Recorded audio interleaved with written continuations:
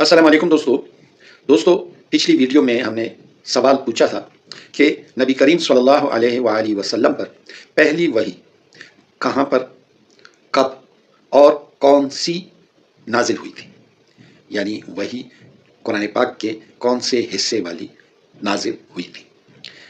تو اس کا جواب ہے، نبی کریم صلی اللہ علیہ وآلہ وسلم غار حرا میں مصروف عبادت تھے۔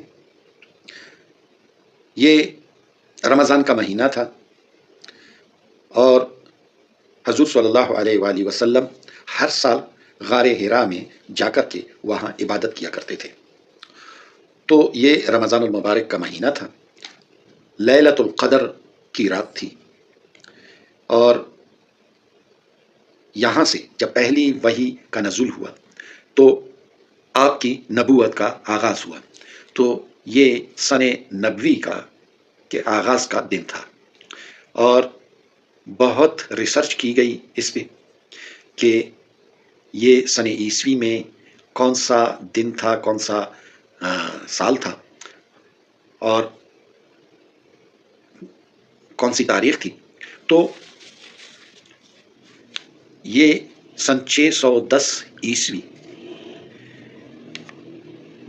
10 اگست اور سوموار کا دن تھا، یعنی پیر کا دن تھا، منڈے،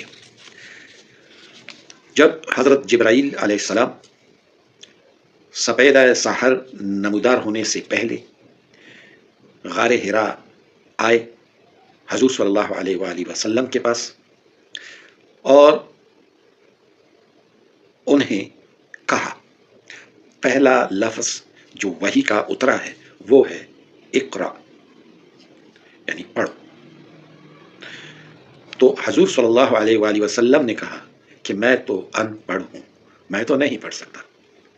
تو حضرت جبرائیل علیہ السلام نے پھر کہا، اقرا، پڑھو۔ تو حضور صلی اللہ علیہ وآلہ وسلم نے پھر یہی کہا۔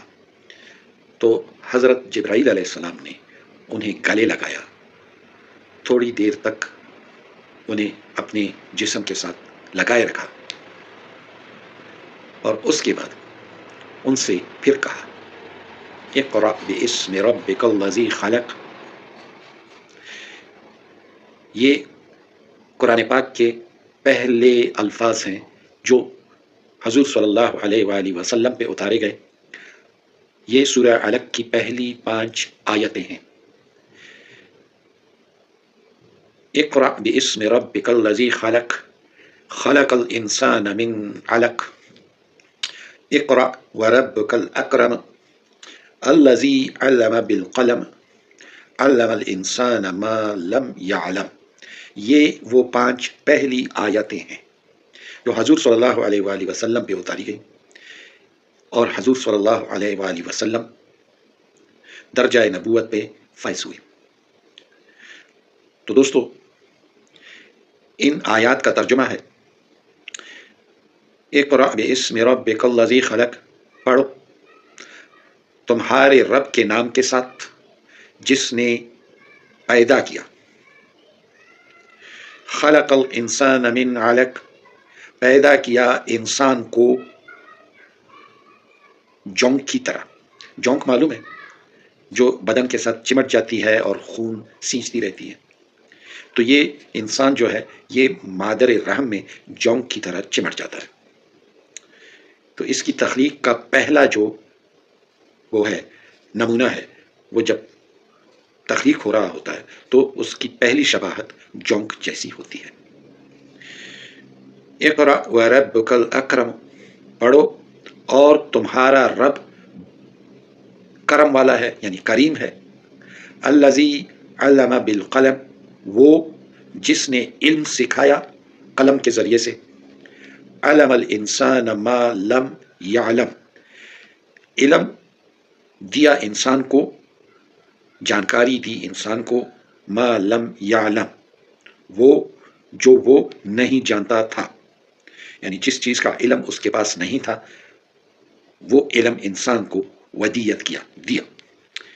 تو یہ وہ 5 آیتیں ہیں جو نازل ہوئی تھیں، اور اس میں جس چیز پہ زور دیا گیا ہے مجھے بہت ہی افسوس ہو رہا ہے کہ ہم مسلمان، جن کے لیے اللہ تعالیٰ کا پہلا پیغام، آسمانی پیغام جو آیا وہ یہ کہ پڑھو، علم حاصل کرو، قلم کے ذریعے سے علم حاصل کرو، تو تمہارے آگے وہ چیزیں آئیں گی، وہ پردے اٹھیں گے جو تم لوگ نہیں جانتے تھے، علم کے وہ پردے تمہارے سامنے اٹھائے جائیں گے اور تمہارے سامنے علم لایا جائے گا۔ تو دوستو افسوس ہے کہ ہم اپنے لیے آسمان سے آئے ہوئے پہلے پیغام کو بھول چکے ہیں۔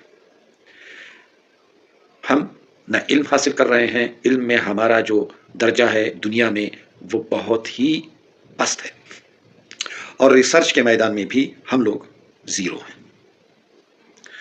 دوستو یہ آسمانی پیغام ہے، اللہ تعالیٰ کی طرف سے یہ پیغام، تو ہمیں سوچنا چاہیے کہ ہم اس دنیا میں اب تک زندہ کیسے ہیں جو ہم اس پیغام پہ عمل نہیں کر رہے۔